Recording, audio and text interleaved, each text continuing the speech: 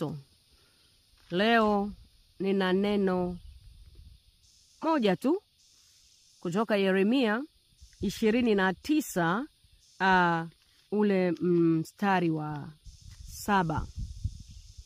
Neno la Mungu linasema, kautakieni amani mji ule ambao nimewafanya mchukuliwe mateka, mkauombee kwa Bwana, kwa maana katika amani yake mji huo ninyi mnapata amani. Kwa maana katika amani yake mji huo ninyi mnapata amani. Ni jukumu letu sote kuomba. Haijalishi umechukuliwa mateka, haijalishi unanyanyasika, haijalishi unafanya nini, hauna budi kuombea amani mji huo unaokaa, hata kama unapitia shida kwa sababu yake. Kwa maana katika amani yake na wewe ndiko ambapo unapata amani.